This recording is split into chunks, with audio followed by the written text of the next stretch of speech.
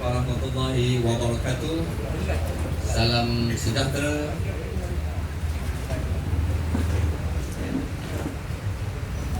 Yang saya hormati rakan-rakan kepimpinan yang hadir pada pagi ini, bukan sahaja daripada komponen Perikatan Nasional, malah daripada NGO dan semua warga Batu Pahat semua. Untuk warga Batu Pahat yang dikasihi sekalian, tidak ada kata yang mampu menggambarkan perasaan dan rasa yang terbuku di hati saya ini. Benar apa yang berlaku tempoh 2-3 minggu yang lalu adalah amat sukar untuk kita semua terima. Tetapi percayalah, kasih dan sayang saya kepada rakyat Batu Pahat tanpa mengira latar belakang politik, inilah yang membawa saya kepada keputusan untuk bersama-sama dengan Perikatan Nasional. Terima kasih kepada semua yang mendukung dan keluarga, khususnya Batu Pahat. Di saat politik negara menghadapi situasi beberapa minggu lalu yang agak genting, saya telah mempertimbangkan agar rakyat di Batu Pahat tidak dimangsakan. Saya sebut, pertimbangan saya ialah rakyat Batu Pahat agar tidak dimangsakan oleh polemik tersebut. Keberadaan saya sebagai wakil rakyat di dalam kerajaan persekutuan kini adalah amat penting bagi memastikan perancangan kerajaan tidak meminggirkan kesejahteraan kepada rakyat, khususnya di Parlimen Batu Pahat. Saya mengambil kira, my calculation adalah untuk bersama-sama dengan kerajaan persekutuan. It could be a gamble for me, ya. Tetapi saya mengambil kira bahawa demi rakyat Batu Pahat, saya menyangkakan bahawa kepentingan untuk menjadi sebahagian daripada kerajaan. Dan alhamdulillah Allah makbulkan pencaturan saya. Terima kasih kepada Perikatan yang telah menjadi kerajaan pada kali ini. Selaku juga timbalan yang dipertua Dewan Rakyat, sudah tentu keseimbangan dalam membuat pertimbangan adalah menjadi keutamaan saya. I am part of the legislative power, bukan pentadbiran ataupun bukan eksekutif.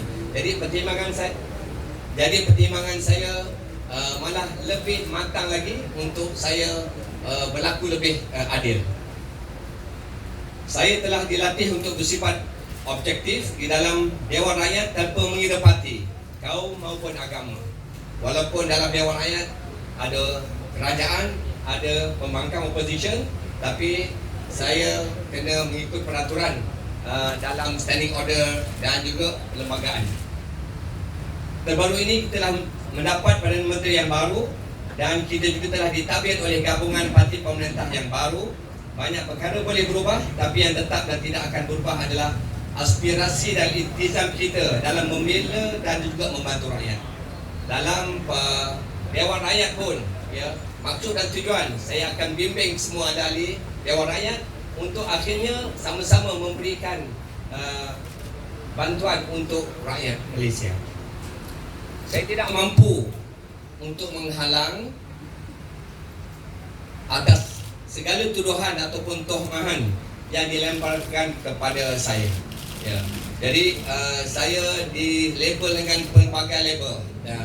Saya takkan sebut apa label-label itu, tapi saya faham, ya, rakyat telah khususnya mereka yang telah menyokong saya pada satu hari meminta penjelasan, ya, mengapa saya mengambil pendekatan yang berbeza. Okey, inilah saya memberi penerangan pada hari ini. Saya kekal dengan pendirian mengutamakan kepentingan rakyat melebihi semangat kepartian yang melampau. Parti ini memang penting, asas kepada kerajaan.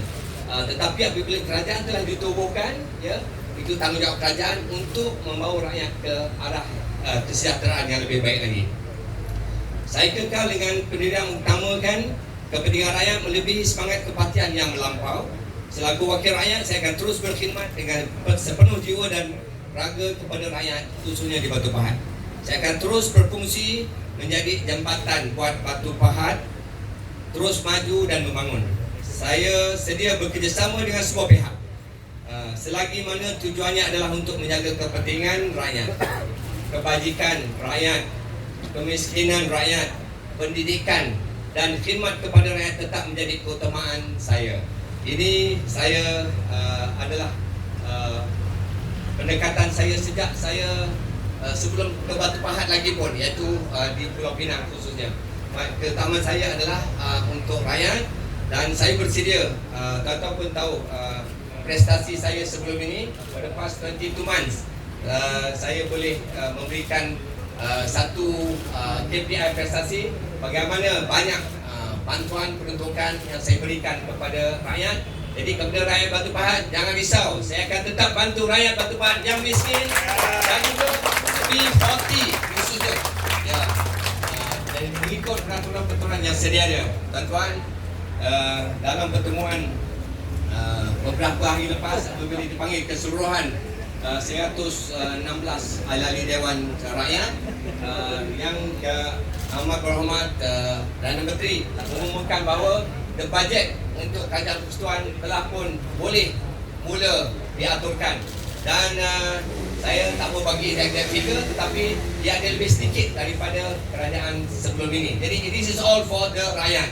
Jadi rumah-rumah untuk kebajikan kesihatan akan saya teruskan. Jadi kepada ketua-ketua kampung yang ada di sini, ya tuan-tuan, kalau nak terus berkhidmat kepada rakyat, ya bersama-samalah dengan kerajaan persekutuan. Maknanya di pihak yang satu lagi, they are not part of the government, ya, dan rakyat kita kena bantu. Mereka kena menyebelahi kerajaan untuk mendapat manfaat daripada kerajaan pada hari ini. Alhamdulillah, Perdana Menteri telah mengumumkan barisan kabinet yang baru, dan saya ucapkan tahniah serta selamat bertugas kepada semua yang telah dilantik. Saya bersetuju dengan pendekatan Perdana Menteri yang tidak mengadakan timbalan Perdana Menteri, tapi telah mengadakan pendekatan 4 kluster dalam untuk membangunkan negara ini, dengan menjadikan 4 orang senior minister di dalam mereka, kerana dengan struktur yang itu dimudahkan untuk pelaksanaan perancangan kemajuan untuk negara ini. Setelah semuanya selesai dalam masa yang terdekat, saya akan kembali menjelajah dan bersemuka dengan rakyat Batu Pahat dan berkongsi isi hati. Seterusnya kita akan bersama-sama mara dan membina Batu Pahat. Kita ada mungkin 2 ataupun 3 tahun lagi, ya. Parti penting, betul, terutamanya apabila tiba untuk pilihan raya. But for now, yang pentingnya adalah kita sebagai kerajaan untuk kita bantu rakyat untuk menjadi lebih baik lagi. Pada saya, segala misi ataupun wawasan apa yang telah dibuat oleh kerajaan lama, it could be any kerajaan pun, mana yang baik kita akan teruskan, dan mana yang perlu diperbaiki, maka akan ada dasar-dasar khusus ekonomi, dasar sosial dan sebagainya. Dan saya jangka dengan perikatan yang mempunyai pengalaman yang sangat lama sebelum ini sebagai daripada mereka were the cabinet minister before, saya harap dapat memberikan yang lebih baik untuk rakyat. Saya menyuruh kepada semua agar lebih matang dalam membuat pertimbangan politik, beri peluang kepada Kerajaan Perikatan Nasional agar dapat melaksanakan tanggungjawab sebagai kerajaan yang lebih muafakat dan inklusif. Saya nyatakan inklusif ini betul kalau dalam komponen Pakatan Harapan sebelum ini inklusif, mungkin satu parti lama saya, maknanya multiracial, tapi dalam konteks Perikatan Nasional lebih besar inklusif tersebut, di mana di sana ada berbagai bangsa, Melayu, Cina, India, Iban, Kadazan, Sabah dan Sarawak. Jadi inklusiviti yang lebih luas lagi. Walaupun kita ini berbeza pandangan, tetapi hubungan sebagai sahabat dan ukhuwah akan tetap kita jalin teguh. Jadi I may have friends last in the dalam pakaian hadapan. Anggaplah ini sebagai suatu we can be friends, ya, dalam konteks untuk sesiapa juga ada pandangan. Artikel 10 dalam perlembagaan kita memberi ruang, ya, untuk kita mengikuti mana-mana. Itu adalah hak kita. Itu artikel 10 dalam Federal Constitution. Jadi tidak timbul sebenarnya isu kalau melompat keluar daripada mana-mana parti. Kita dijamin bukan saja hak individu, tapi malah kaum-kaum minoriti pun, ya, the so called minority sekiranya ada, akan dijamin oleh perlembagaan kita. Saya dengan besar hati sedia untuk bekerjasama dengan semua pihak dalam menunaikan tanggungjawab kepada seluruh rakyat Batu Pahat. Malah tuan-tuan, jika sekiranya ada dalam gabungan perikatan ini pun, jika mereka agak mungkin ada melampaui batas-batas integriti, batas-batas yang tidak ikut peraturan, inilah kita akan sama-sama teguh menegur di antara satu sama lain.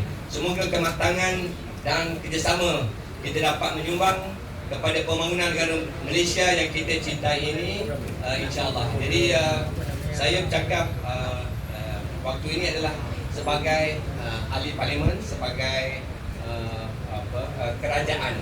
Selainnya nanti boleh ditambah oleh rakan-rakan yang mungkin nak menyentuh hal-hal parti dan sebagainya. Jadi sekali saya ucapkan terima kasih kepada Wakil Lebih Lepas Doktor, terima kasih kami bermulia Saudara Mak daripada pengurusi penggerak NGO